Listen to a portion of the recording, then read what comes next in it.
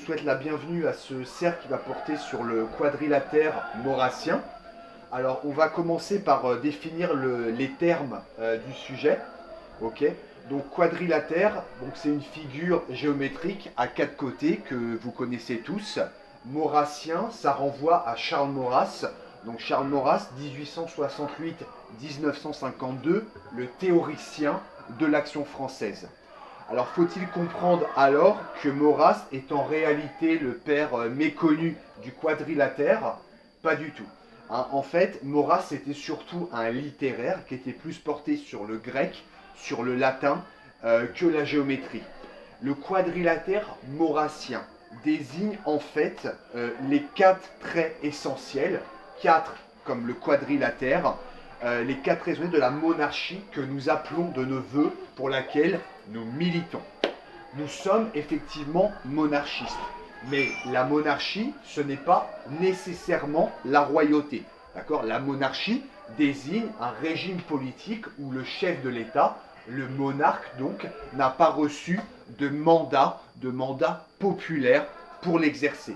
Okay ? Elle est donc le contraire de la démocratie, où le détenteur du pouvoir est élu par l'ensemble de ses compatriotes, d'accord ? Démocratie, démos, le peuple, et kratos, kratéo, le pouvoir. Ainsi, la royauté, l'empire, la papauté, le fascisme, dans une certaine mesure, sont des formes de monarchie. Et face à cette protéiformité, la monarchie, que nous appelons de nos voeux à l'Action française, est traditionnelle, héréditaire, antiparlementaire et décentralisée. Et pour reprendre Maurras, je dirais même oui ou non. L'institution d'une monarchie traditionnelle, héréditaire, antiparlementaire et décentralisée est-elle de salut public? C'est par cette question ouverte, publiée en 1900, dans la Gazette de France, que Charles Maurras, alors jeune journaliste, interpelle les figures intellectuelles de son temps et ouvre ce qui va s'appeler l'enquête sur la monarchie. Okay ? Maurice Barrès, écrivain nationaliste et membre de l'Académie française, sera l'un des contributeurs à cette enquête. Enfin, si on utilise le quadrilatère, figure géométrique, pour synthétiser la pensée de Maurras, eh bien ce n'est pas anodin, ce n'est pas un hasard, cela traduit une démarche quasi scientifique de l'Action française, où la nécessité de la monarchie se démontre comme un théorème, d'accord, en écho au quadrilatère et à cette fameuse propriété, et c'est ce dont, tout du moins, la nécessité de la monarchie que je vais essayer de vous rendre compte via ce cercle, qui va être divisé en quatre parties, et chacune d'elles sera consacrée à un pan du quadrilatère. Alors, la première partie, la monarchie traditionnelle. Alors, la politique, c'est convaincre, ou même l'art de convaincre, que notre projet politique, que nos idées sont les meilleures pour la France. Or, déjà, que se dire monarchiste fait rétrograde aux yeux des Français, alors se dire pour une monarchie traditionnelle, d'accord, on va croire que comme dans Les Visiteurs, vous venez tout droit du Moyen-Âge, c'est des malades, va-t-on peut-être vous rétorquer. Alors rassurez-vous, hein, nous ne voulons pas le retour d'une société d'ordre, des perruques poudrées, car n'en déplaise aux démocrates, la monarchie est une institution moderne, car elle vit avec son temps. Okay ? Celle de Clovis n'est pas celle de Louis XIV, qui n'est pas celle de Louis-Philippe, qui n'est pas celle qu'on aura demain. Il est donc tout à fait possible de concilier une monarchie traditionnelle dans ses principes, mais moderne dans ses institutions, dans son fonctionnement, donc adapté aux réalités du XXIe siècle.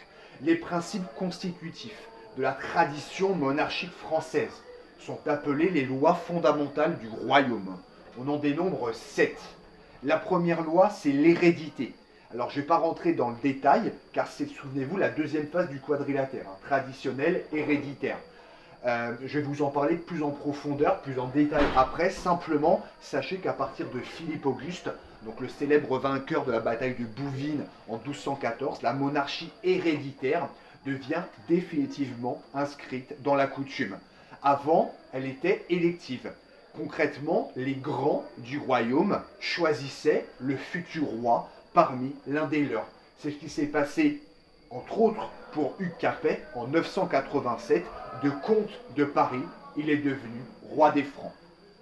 Deuxième loi, la primogéniture. Primo, premier. Géniture, enfant. Concrètement, c'est le premier des enfants, donc l'aîné, et lui seul qui hérite de l'entièreté du royaume à la mort de son père. Il est mis fin ainsi au partage du domaine en autant de parts que le roi a de fils, comme la célèbre division de l'empire de Charlemagne entre ses trois fils. Un tel éclatement du territoire morcelle et affaiblit le royaume plus qu'il ne le consolide. Or, la sauvegarde de la nation appelle l'unité du commandement et la souveraineté. Voilà pourquoi la règle de primogéniture est établie. Elle remonte à Robert le Pieux, le fils du Capet, qui en 1027 choisit pour lui succéder le plus âgé, primogéniture de ses fils. Cela m'amène à la troisième règle, la masculinité. La masculinité, c'est une coutume d'exclusion des femmes du trône qui remonte à la nuit des temps. Elle est formalisée sous ce qu'on appelle en 1358 la loi salique. Une femme ne peut exercer la fonction royale. Donc, en revanche, elle peut assurer la régence. C'est une espèce de royauté par intérim, comme le fera pendant 4 ans Marie de Médicis, à la mort de son époux Henri IV, ex-roi de France, et en attendant la majorité de son fils Louis XIII. Quatrième règle, la collatéralité masculine. Alors, un collatéral, c'est un parent éloigné. Cette règle de collatéralité masculine stipule qu'un parent masculin éloigné du roi a la priorité sur la couronne par rapport à un parent masculin plus proche, mais lié au roi par l'ascendance féminine. La collatéralité masculine, elle est appliquée notamment en 1589, où c'est Henri de Navarre, le futur Henri IV, un cousin au 21e degré de feu Henri III, qui lui succède. Alors c'est très caricatural, mais c'est un exemple qui a le mérite de montrer que la monarchie ne transige pas avec les traditions. Avant-dernière loi, la sixième, la continuité de la couronne. Elle vient consacrer l'adage « le roi ne meurt jamais ». Autrement dit, à la mort du roi, et sans attendre le sacre, le dauphin lui succède aussitôt. Voilà pourquoi, depuis 1498 et les funérailles de Charles VIII, la formule célèbre que vous connaissez tous, « le roi est mort, vive le roi », est employée. C'est la traduction de l'existence des deux corps du roi, le corps physique du roi, donc mortel, et le roi politique du roi, immortel, dans lequel s'incarne la communauté nationale. Enfin, dernière loi, la catholicité. Donc c'est une loi qui va sans dire. La Ligue catholique s'en servira notamment pour empêcher l'accession d'Henri IV au trône de France. Et intelligent et pragmatique, le Vert galant abjure en 1593 et permet de surmonter une crise à la fois politique et religieuse. Je me rends juste compte, excusez-moi, que j'ai oublié une règle. La cinquième, c'est l'indisponibilité de la couronne. En fait, elle stipule que la couronne est indisponible car le roi n'en est pas le propriétaire. Il n'en dispose donc pas à son gré. Il ne peut donc ni la céder, ni y renoncer, ni changer l'ordre de succession. L'indisponibilité de la couronne fait donc du roi un serf de la couronne. Alors serf, S-E-R-F, d'accord, au sens où il est contraint de la servir. Il n'a pas d'autre échappatoire et les Français d'autrefois disaient que leur roi était serf de la couronne et nos pères voulaient sans doute dire par là qu'elle pèse au front plus qu'elle n'y brille, est-il écrit dans les colonnes de l'Action française le 20 juillet 1912. Voilà, excusez-moi pour ce petit rétropédalage. Quoi qu'il en soit, les 7 lois fondamentales du royaume forment la tradition monarchique française et la constitution de l'Ancien Régime. Ces 7 règles de dévolution de la couronne se sont construites, sont évoluées, se sont affermies avec le temps. De 987 à 1789, elles ont assuré 8 siècles de règne à la dynastie capétienne. Et la continuité, la stabilité, incarnée par une famille intéressée au sort de la nation, a permis, sinon de faire la France, du moins de la mener au firmament. Les Capétiens sont la colonne vertébrale de la France, déclare d'ailleurs François Mitterrand en 1987, en sa qualité de président socialiste de la République française à l'occasion du millénaire de l'avènement du Capet. À travers les 7 lois fondamentales du royaume, je vous ai surtout expliqué comment le roi devenait roi. Mais qu'en est-il des conditions pratiques de l'exercice du pouvoir? On parle de monarchie traditionnelle. Mais alors sommes-nous pour une forme de gouvernement dont vous avez tous, je pense, entendu parler, la monarchie absolue de droit divin? On va voir ça ensemble. La monarchie, sous Louis XIV, se revendiquait absolue. Absolue veut dire alors souveraine. En effet, le roi Soleil a maté au-dedans les grands seigneurs et les nobles, et au-dehors a protégé la France de l'invasion de la soldatesque étrangère. Alors oui, on peut dire que la monarchie est absolue au sens d'indépendante, de sans lien. Sans lien, mais pas sans limite. Hein. Absolu ne veut pas dire arbitraire. Et c'est autour de la Révolution que le terme absolu est dévoyé sciemment pour prendre sa signification actuelle d'arbitraire, c'est-à-dire sans borne, de tyrannique, ce que n'était pas la monarchie française qui, dans son fonctionnement, était tempérée par pléthore de corps intermédiaires décentralisés et surtout de lois. D'accord ? La France sous l'Ancien Régime n'est pas une dictature nationaliste d'ultra, méga, giga droite de la mort qui tue, mais un état de droit. D'accord ? Un état de droit le mieux législativement doté du monde occidental, du monde civilisé. Le philosophe florentin du XVIe siècle, Nicolas Machiavel, dit « Le royaume de France est heureux et tranquille parce que le roi est soumis à une infinité de lois qui font la sûreté des peuples. » Voilà. Indéniablement, sous la monarchie française, la loi est la reine des rois. La loi est la reine des rois, pour citer Dion de Prusse, un écrivain de l'Antiquité. Monarchie absolue, oui. Monarchie arbitraire, non. J'ai parlé de monarchie absolue, maintenant je vais évoquer celle de droit divin avec laquelle elle est confondue à tort. La monarchie de droit divin signifie que l'autorité royale émane de Dieu. Et cette croyance est liée à l'évangile, à saint Paul précisément, qui, dans l'épître aux Romains, écrit « Il n'est point d'autorité, donc quelle qu'elle soit, qui ne vienne de Dieu. » Et cet enseignement de la Bible, à l'époque, tout le monde y croyait, même les protestants. D'accord ? La divinité du pouvoir, donc, n'est pas exclusive à l'autorité monarchique et catholique. Le très chrétien roi de France dispose d'un pouvoir de droit divin, idem pour le roi d'Angleterre qui est anglican, ou la République de Genève protestante, la patrie de ce cher Jean-Jacques Rousseau. Recevoir son autorité de Dieu vous ouvre un droit, c'est une certaine légitimité, mais aussi des devoirs. Et voilà pourquoi le roi, en contrepartie de son pouvoir divin, s'astreignait à agir comme le lieutenant de Dieu sur terre en suivant les enseignements de la Bible, notamment en termes de soif de justice et de paix. Donc en somme, le droit divin ne faisait que répondre à une croyance d'autrefois. C'est un concept daté, certes, mais qui a le mérite de rappeler le lien consubstantiel entre la monarchie française et le catholicisme.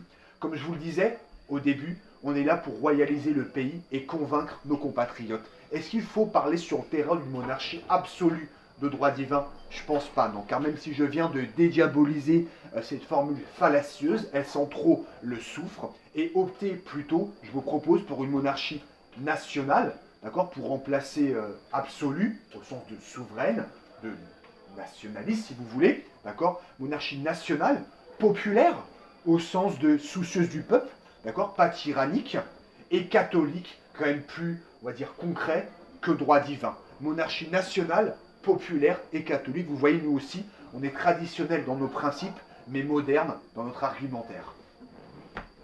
Deuxième face du quadrilatère dont je vais vous parler, c'est l'hérédité. Des 4 faces, c'est la plus importante, c'est la raison pour laquelle je vais être un petit peu plus long. L'hérédité, contrairement à ce que l'on croit, n'est pas constitutive de la monarchie. Nous défendons une monarchie héréditaire, mais toutes les monarchies ne sont pas héréditaires. Il y a en effet des monarchies électives. Alors dans ce cas, le monarque n'est pas élu au suffrage universel, sinon ce ne serait pas une monarchie, mais une démocratie, en effet. Alors dans ce cas-là, concrètement, comment ça se passe? Dans le cas d'une monarchie élective, eh bien, le monarque est élu par un collège restreint formé de ses pairs. Alors pairs, P-A-I-R-S. Par exemple, dans le Saint-Empire romain germanique, une monarchie élective, l'empereur était choisi parmi les plus hauts dignitaires de l'Empire, les 7 princes électeurs. Et même la monarchie française, à ses débuts, était élective. Hugh Capet a été élu. Ok? Mais alors pourquoi nous souhaitons absolument l'hérédité? Eh bien, car elle fixe pour de bon qui préside à la destinée du pays.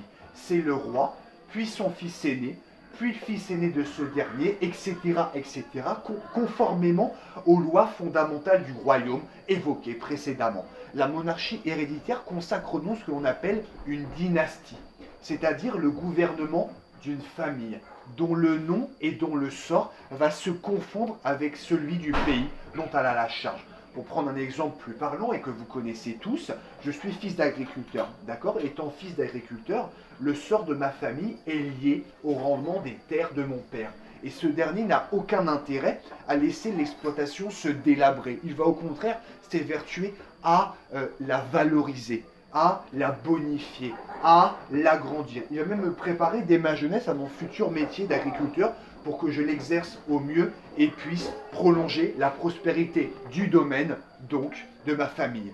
En agriculture, comme en monarchie, l'hérédité induit donc un principe fondamental, qui est la responsabilité, laquelle découle de l'unité, de l'intérêt d'une famille et des terres ou du pays dont elle a la charge. Parce que le sort de la France se confond avec le sien, le roi et ses héritiers, intéressés au pays, au destin du pays, ne peuvent que servir l'intérêt national. Ok? La responsabilité, en plus d'être un moteur sain de l'exercice du pouvoir, est un garde-fou contre l'arbitraire. Je vais vous lire une citation qui abonde en ce sens, et si vous trouvez qui c'est, je m'engage à vous payer une bière. Vous avez l'insolence, vous, jeune barbouilleur de papier, d'outrager Louis XIV et Louis XV. Je détourne les yeux de votre crime pour vous dire à cette occasion qu'un roi absolu, quand il n'est pas un monstre, ne peut vouloir que la grandeur et la prospérité de son État, parce qu'elle est la sienne propre, c'est ce que je vous disais, parce qu'elle est la sienne propre, donc, et parce que tout père de famille parce que tout père de famille veut le bien de sa maison. Il peut se tromper sur le choix des moyens, mais il n'est pas dans la nature, qu'il veuille le mal de son royaume. À votre avis, qui a écrit ça? Un gauchiste. Un philosophe des Lumières. Victor Hugo. Voltaire.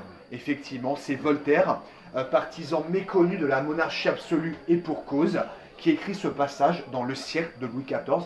Et je trouve d'ailleurs très intéressante cette image de Voltaire, du roi père de famille, qui fait aussi écho finalement à mon exemple familial cité tout à l'heure. Maurras enfonce le clou dans Mes idées politiques. La pire sanction, c'est le régicide, ou la déportation, ou la chute de la dynastie. Encore peut-elle être appliquée le plus iniquement du monde, comme par exemple à Henri IV ou à Louis XVI. Mais l'idée de cette sanction est assez forte pour élever au-dessus d'elle-même la moyenne des rois. La conservation de leur vie, de leur gloire et de leur héritage se confond dans la psychologie naturelle des rois avec la conservation de l'État. Ok ? Alors gageons que je vous ai convaincu que l'hérédité prémunit des dérives despotiques. Il n'empêche que le roi est parce qu'il est. Nous n'avons pas notre mot à dire sur sa nomination puisque sa fonction est héréditaire, donc fixée à l'avance est irrévocable. Nous qui sommes orléanistes, si la monarchie était rétablie, ce serait le prince Jean, puis son fils aîné Gaston, puis son futur fils aîné, etc., conformément aux règles fondamentales du royaume. Mais alors de quel droit nos ancêtres qui ont vécu sous la monarchie, et nous, si elle était rétablie demain, devrions-nous considérer le roi comme le chef de l'État? D'où tire-t-il sa légitimité, à part celui d'être bien né, mais ce qui en soi n'est pas une qualité? Eh bien d'abord, parce que de par l'hérédité, le roi s'inscrit dans la continuité d'une dynastie historique, celle des Capétiens, qui à force de labeur, de ténacité, a fait la France. Dans la France de 987, année d'accession du Capet au trône, la suzeraineté du roi, elle est minuscule. Elle s'établit du sud de la Picardie, à Senlis, jusqu'à Orléans, en passant par Paris. La France, en 1789, à 95%, c'est la France actuelle telle que nous la connaissons. Donc quand on chante « Les rois ont fait la France », ce n'est pas qu'un slogan, ce n'est pas qu'un refrain. Mais au-delà de la légitimité historique évoquée, il y a la légitimité politique, d'accord? C'est la plus importante. Et le seul critère de la légitimité politique, ce n'est pas comme M. Macron d'avoir été élu. Et encore élu par, si je compte, l'abstention un peu moins de 40% du corps électoral, et encore dans un certain nombre, c'est vrai, l'ont choisi par défaut par rejet de Marine Le Pen, plus qu'autre chose. Non, le seul critère de légitimité politique est celui du souci du bien commun. Et si nous souhaitons l'hérédité, c'est parce qu'elle est synonyme d'impartialité et d'indépendance, qui sont les deux seules conditions de la réalisation d'un projet politique véritablement au service de la France et des Français. Impartialité et indépendance, disais-je, car le roi n'est pas une créature du système. Il ne doit pas sa place aux forces de l'argent, il ne la doit à personne. D'ailleurs, il est donc le plus à même d'avoir l'intérêt de la France comme cap et finalement comme unique priorité. Ce que je dis est d'autant plus, je trouve, pertinent lorsqu'on s'intéresse au financement de la première campagne présidentielle de M. Macron, lui qui ne partait de rien avec En Marche, ce parti inconnu et qui en moins d'un an va devenir le premier parti politique de France et le porter au pouvoir. Sur les 13 millions d'euros dont il avait besoin, la moitié, 50%, a été apporté par seulement un petit pourcent des donateurs. Voilà, 13 millions d'euros, 1% des donateurs d'En Marche lui ont apporté 50% de la mise. Donc je ne vous fais pas de dessin sur les moyens financiers considérables de ces généreux bienfaiteurs qui, en contrepartie de leur générosité intéressée, vont attendre du président, une fois élu, qu'il serve leurs intérêts. Élément révélateur d'ailleurs, l'essentiel des dons faits à En Marche viennent des beaux quartiers de Paris et de l'étranger. Ok? Donc j'ai parlé de l'argent effectivement, mais sans argent, il n'y a pas de campagne. D'accord? C'est ainsi qu'a porté M. Macron au pouvoir. S'il n'y a pas d'argent, il n'y a pas de propagande. Et puisque l'argent fabrique l'opinion, l'argent fait et défait le pouvoir en démocratie qui est le régime de l'opinion par excellence. L'argent en démocratie y est roi. Or, non seulement l'argent, de par sa facilité de circulation, est apatride, n'a pas de patrie, mais en plus il a des intérêts diamétralement opposés, des intérêts contradictoires à toute patrie. Car effectivement, derrière ce paravent qu'est la République, l'argent s'applique à déconstruire la famille, à chasser Dieu des esprits. Il promeut, il encourage les déviances morales, les déviances sexuelles. Il encourage l'intégration, ou plus la désintégration de la France dans des structures supranationales et ultralibérales. Il s'évertue à éteindre dans le cœur des Français l'amour de leur pays et l'attachement à leur terre. Et plus ces actions dissolvantes et destructrices se poursuivront, plus l'argent arrivera à dominer et à régner pour le plus grand malheur de la France et des Français. Et c'est ainsi que naît le nationalisme, qui n'est rien d'autre que le sentiment, que le réveil d'un pays qui est conscient qu'on le désorganise et qu'on le déracine. Voilà pourquoi tout programme nationaliste commande que le pouvoir soit arraché à la tyrannie de l'argent, car tout pouvoir qui repose sur la souveraineté populaire repose en fait sur la souveraineté de la finance, dont vous savez qui la contrôle. L'intérêt national exige donc que le pouvoir échappe à l'argent, donc à l'élection. Seule l'hérédité au sein d'une famille, transmission naturelle et tranquille, préserve de ce fléau. Toute autre solution est vaine et vouée à l'échec. L'hérédité est nationaliste, l'élection ne l'est pas. L'hérédité est nationaliste, l'élection ne l'est pas. Par ailleurs, si nous souhaitons l'hérédité, ce n'est pas pour les éventuels attributs qui se transmettraient par le sang, car dans le cadre d'une monarchie héréditaire, contrairement à d'autres régimes politiques, les qualités personnelles du roi comptent finalement peu. Je vais prendre l'exemple de Louis II de Bavière, roi de Bavière, comme son nom l'indique, qui régna à la fin du XIXe siècle. Jacques Bainville, 1879-1936, le grand historien de l'Action française, lui consacra un livre, le premier de sa carrière, à seulement 20 ans. Louis II de Bavière, c'est un roi caricatural. Son roi est unique dans l'histoire. Il est vêtu d'un accoutrement ridicule. Il parlait aux arbres. Il imaginait discourir avec Louis XIV ou Marie-Antoinette, qui était pourtant mort depuis belle lurette.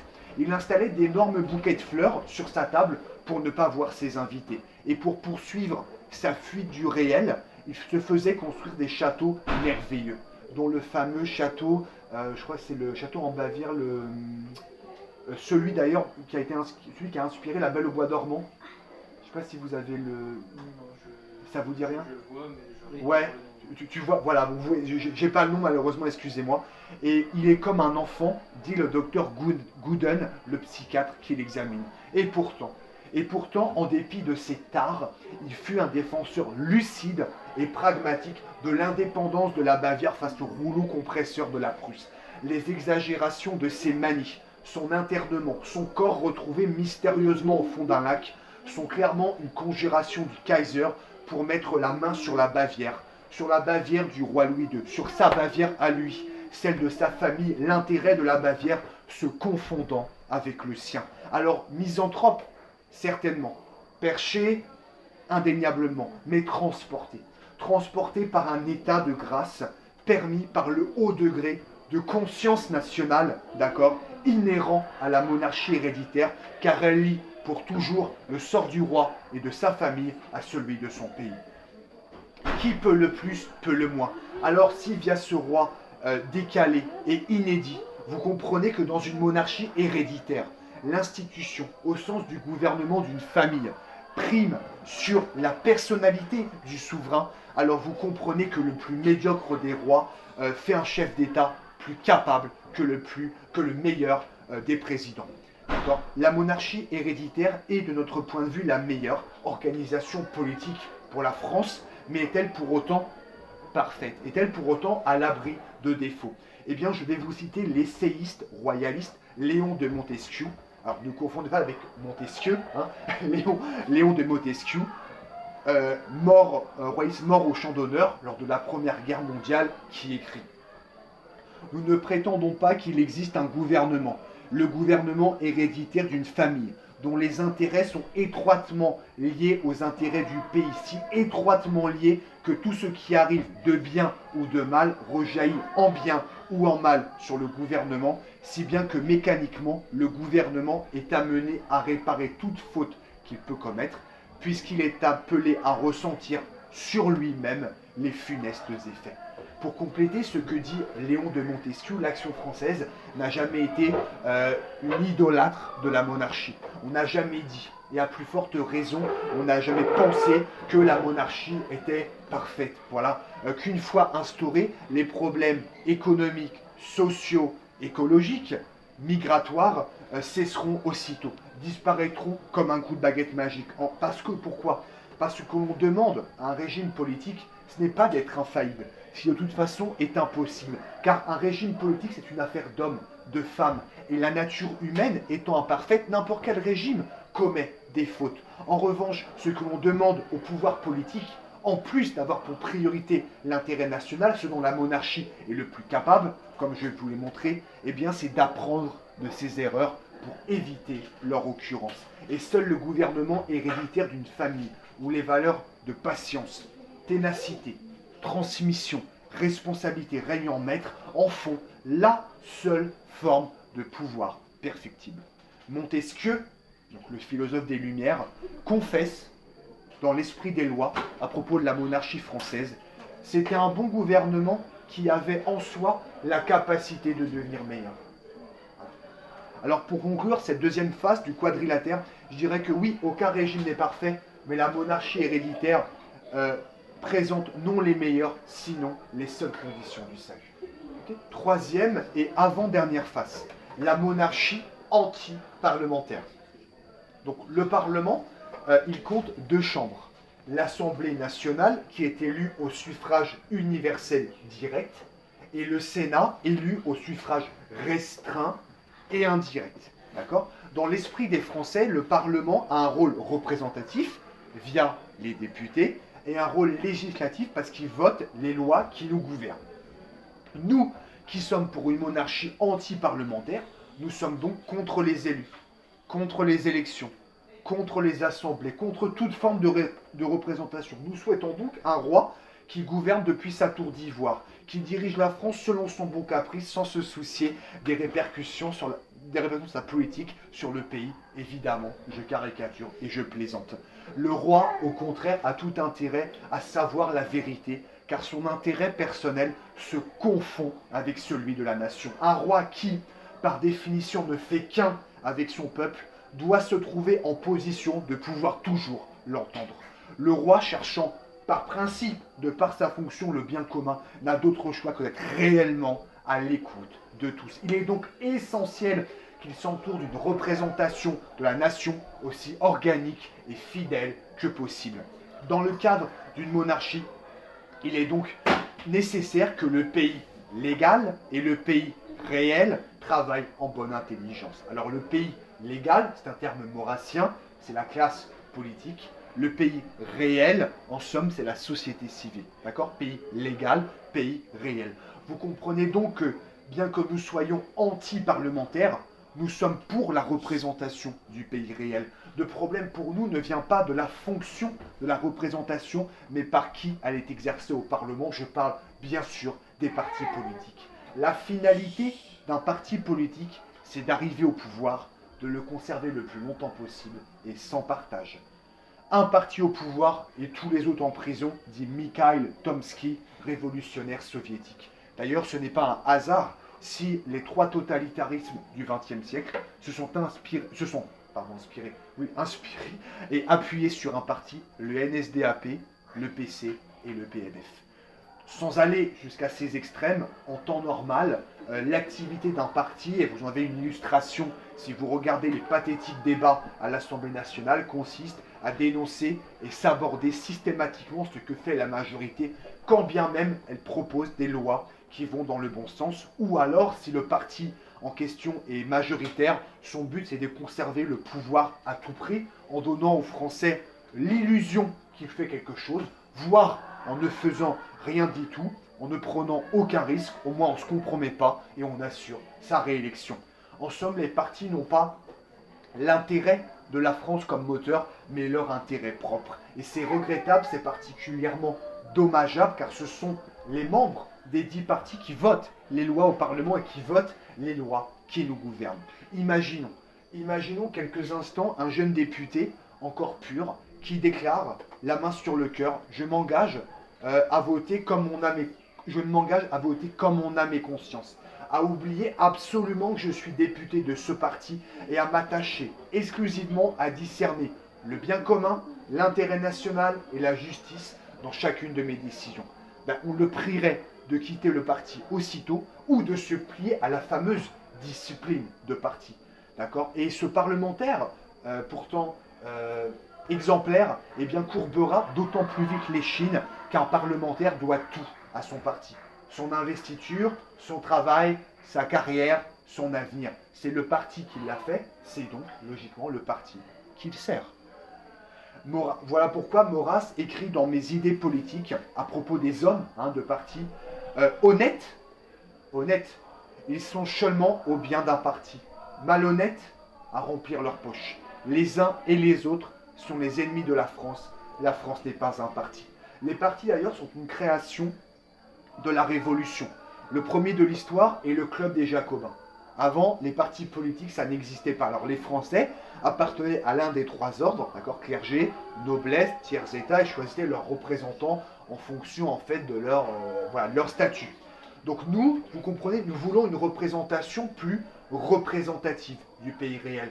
Une représentation surtout pas politicienne et partisane, mais globale, savante, où l'on discute sans les luttes stériles du Parlement. Le temps n'est plus aux rhéteurs, la royale dit d'ailleurs pour les rhéteurs leur est mauvaise, et pour cause, le temps n'est plus aux rhéteurs, aux professionnels de la politique, mais au contraire à ceux qui savent réellement de quoi ils parlent, car ils en sont issus. Est-ce vraiment à des députés qui n'ont jamais exercé de métier manuel, physique et pénible de voter des lois sur la réforme des retraites ou de la pénibilité du travail? L'usurpation de la voix du peuple par une caste ne date pas d'hier. À la fin du XVIIIe siècle, la bourgeoisie arriviste et libérale domine littéralement le tiers-état. J'ai regardé qui étaient les députés du tiers-état en 1789 pour notre département. le Haut-Rhin. C'est édifiant. Des magistrats, des avocats, des médecins, des chirurgiens et même des intrus, des nobles. Voilà, je n'ai pas vu un seul paysan, alors que l'Alsace, comme la France, est archi-rurale à cette époque. En Alsace, comme en France, le tiers-État est constitué de notables, de privilégiés, qui vont largement outrepasser leur mission d'être le porte-voix, d'être le porte-parole des doléances populaires pour se constituer en véritable oligarchie et manœuvrer pour renverser la monarchie avec le succès qu'on lui connaît. La lutte contre les apparatchiks est également le grand combat institutionnel de De Gaulle. À travers la constitution de la Ve République de 1958, il prend le contre-pied des deux précédentes, la Troisième et la Quatrième, qui a été gangrénée par les partis. Sous ces deux républiques-là, le président et le gouvernement étaient nommés et responsables devant le Parlement.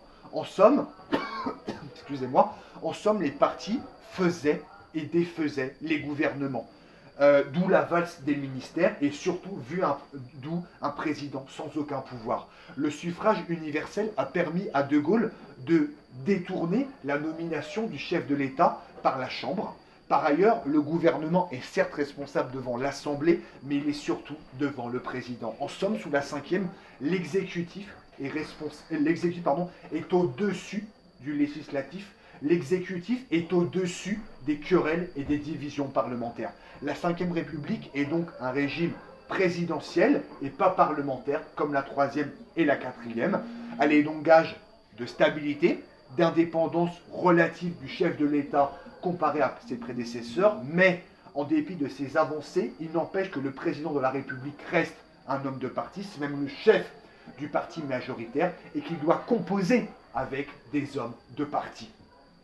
Et c'est là où le bas blesse, car comme le dit Simone Weil, alors W-E-I-L, la philosophe, pas l'avorteuse, il est impossible d'examiner les problèmes effroyablement complexes de la vie publique en étant attentif à la fois, d'une part, à discerner la vérité, la justice, le bien public, d'autre part, à conserver l'attitude qui convient à un membre de tel gouvernement. La faculté humaine d'attention n'est pas capable simultanément des deux soucis. En fait, quiconque s'attache à l'un abandonne l'autre. Okay ? Donc la captation de la représentation par des professionnels de la politique entretient un problème structurel de confiance entre les Français et le pouvoir. Cette fracture entre pays réel et pays légal a dernièrement éclaté à l'occasion du mouvement des Gilets jaunes.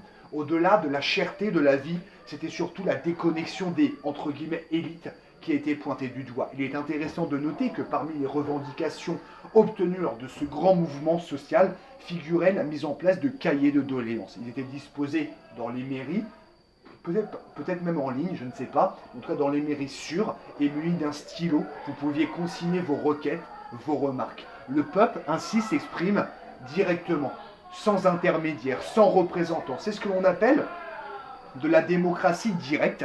Et les cahiers de doléances sont un mode d'expression populaire instauré par un roi. Voilà, Saint-Louis, à la fin du XIIIe siècle. Comme quoi la République, finalement, n'a rien inventé. D'ailleurs, Macron devait présenter le 15 avril 2019 un compte-rendu à la télévision de cette grande consultation post-Gilets jaunes, mais le jour même, une cathédrale que vous connaissez tous prend feu. Son intervention est annulée. En 2024, soit 5 ans après, on ignore ce qu'il en est des doléances, sans doute ont-elles brûlé avec Notre-Dame, et surtout des leçons qu'en a tiré l'exécutif. En tout cas, celles de 1789, elles existent, elles sont archivées, elles ont naturellement été analysées, y compris par les républicains fanatiques, et, manque de chance, il n'y a pas un mot contre l'institution royale, au contraire, elle est plébiscitée. Voilà.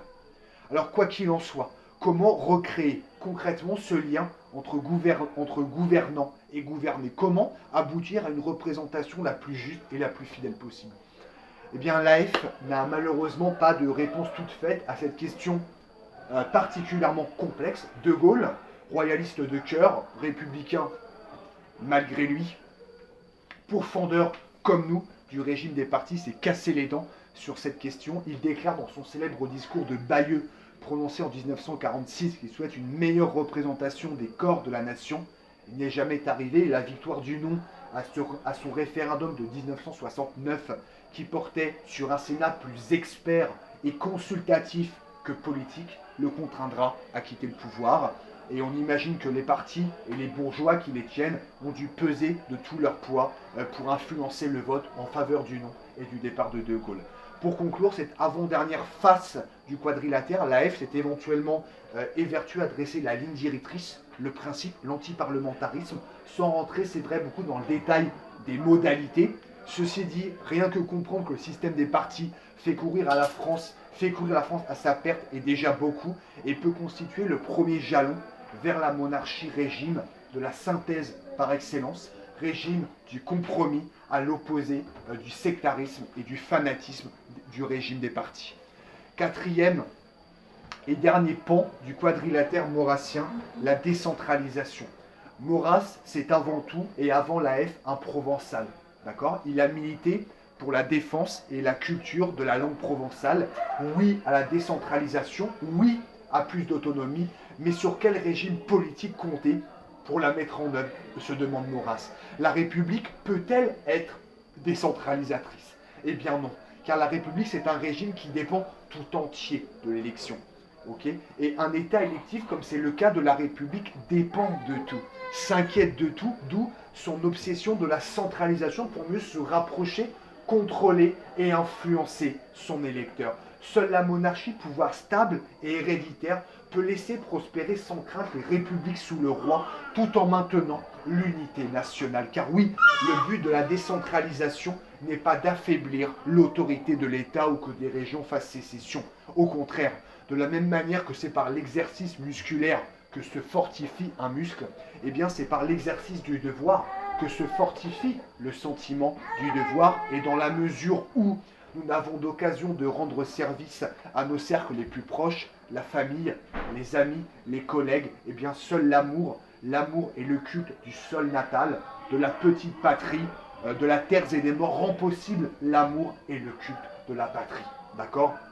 L'amour immodéré pour l'Alsace n'est pas incompatible avec l'amour de la France. Au contraire, il en est sa condition sine qua non. Il est donc faux de prétendre, comme l'historien républicain halluciné Jules Michelet, plus de province, la patrie, l'air de dire merci à l'universalisme républicain, merci au jacobinisme d'avoir détruit les identités régionales.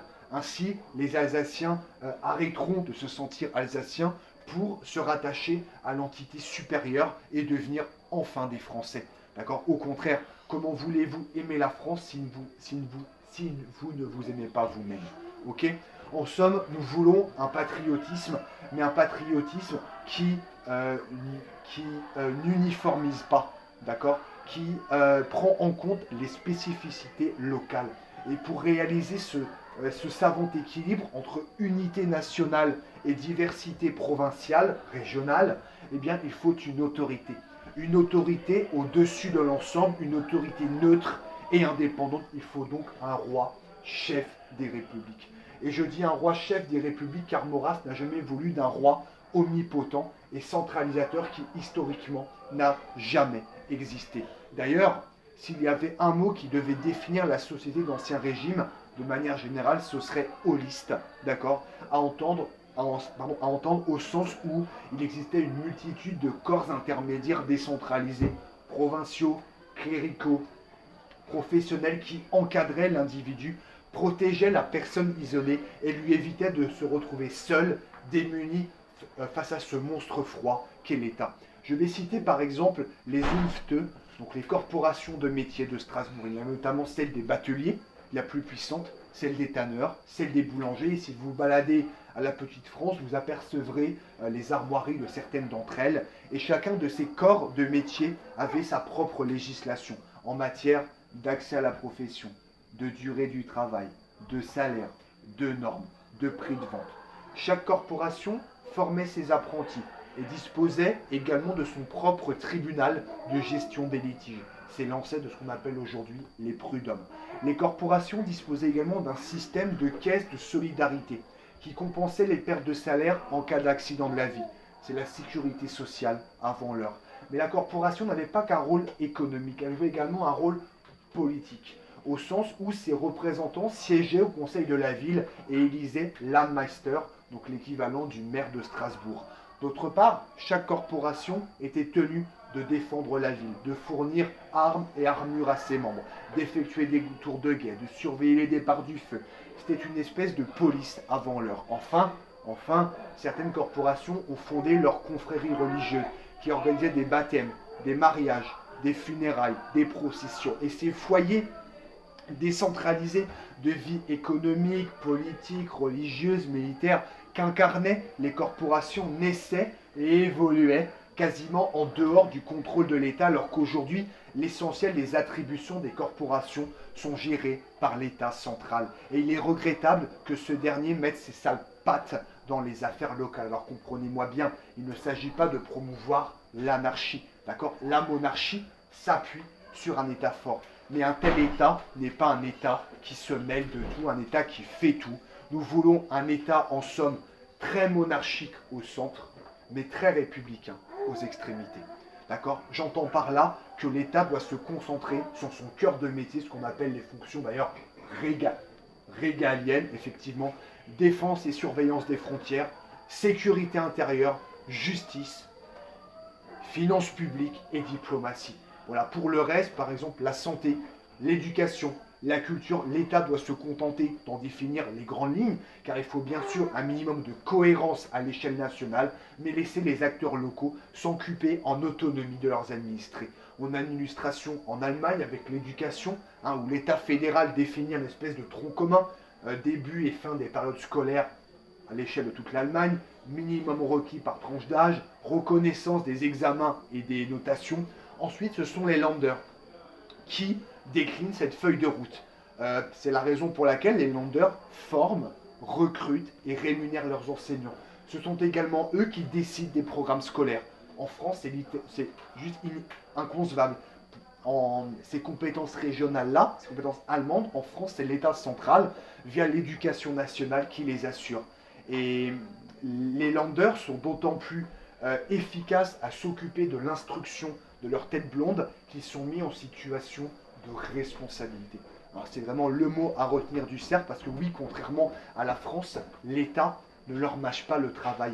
Ils ne sont pas considérés comme des pions, comme des courroies de transmission, mais comme des acteurs, comme les responsables de cette mission essentielle qu'est l'éducation de leur jeunesse, l'éducation de leur jeunesse, finalement. Car oui, le malheur de l'omniprésence et de l'omnipotence de l'État est que l'on attend tout de lui, qu'on se repose entièrement sur lui. Alors, les citoyens et leurs institutions sont incités à la paresse, à la lâcheté. Ils se moquent de tout perdre, toute conscience civique, et deviennent bons à être placés sous tutelle, tels des mineurs. J'ajoute que lorsque l'État est trop puissant, le peuple place toute sa confiance en lui, tout son espoir en lui. C'est donc contre lui que le peuple se retourne lorsqu'il est mécontent. Et c'est ainsi que la centralisation, en fait, loin d'affermir le pouvoir, le rend plus sensible aux caprices, aux chocs de l'opinion. Henri d'Orléans, le père de Jean d'Orléans, disait « Alors oublions ce centralisme qui ôte le sens des responsabilités, qui brise les élites locales, qui vide nos provinces de ses énergies et déracine le peuple. La décentralisation rend la liberté et la responsabilité au pays réel. Elle raffermit les consciences et vivifie la nation. Loin d'amenuiser, loin d'affaiblir l'autorité de l'État, la décentralisation en constitue au contraire le meilleur instrument et un rempart contre ces dérives. La décentralisation est d'ailleurs une différence majeure avec un système politique avec lequel on nous assimile, qui s'appelle le fascisme. Le Duce disait « Tout dans l'État, rien hors de l'État, rien contre l'État ». Le fascisme est totalitaire au sens où l'État contrôle strictement les moindres pans de la vie associative locale. Rien ne doit lui échapper. Ainsi, avant de monter une amicale des buveurs de bière de Mulhouse, demandez d'abord si ce n'est pas hors doctrine. Nous, royalistes, nous préférons un système qui se résume par au pouvoir local, les questions d'ordre local, et au pouvoir national, les questions d'ordre national. Ou encore, en plus court et plus percutant, autorité en haut, liberté en bas. C'est ce qu'on appelle la subsidiarité, d'accord? Tel était le mode de fonctionnement de la monarchie française, dont les pouvoirs, certes, étaient concentrés, mais limités. Limités aux attributions essentiel. C'est parce que l'État ne se mêlait pas de tout qu'il était plus puissant. C'est parce que l'État était défendu par une famille intéressée au sort de la nation qu'il était plus puissant. C'est parce que la monarchie est un régime politique stable, responsable, presque paternel, qu'elle s'en remettait aux acteurs locaux plutôt que de leur confisquer le pouvoir. Je vais finir sur cette face de la décentralisation en vous disant que oui, il n'y a pas de décentralisation sans monarchie, mais surtout pas de monarchie sans décentralisation. En conclusion, voilà tout ce que je pouvais vous dire sur le quadrilatère maurassien. Il s'agit des 4 piliers plutôt que des 4 côtés de notre projet politique, de notre projet de salut public. Il ne sort pas des nimbes, il est étayé par 1000 ans de royauté, mais également par l'actualité de ses principes politiques, la liberté, la responsabilité, la souveraineté. Je ne rappellerai jamais assez que l'Action française est un mouvement d'esprit libre et que toute tradition est critique. On a naturellement le droit d'avoir des objections, de ne pas être d'accord, encore heureux d'ailleurs. Je me tiens du coup à votre disposition pour vos questions sans concession. En attendant, vive le quadrilatère maurrassien quand même, vive le roi quand même, et vive la France. Merci de votre attention.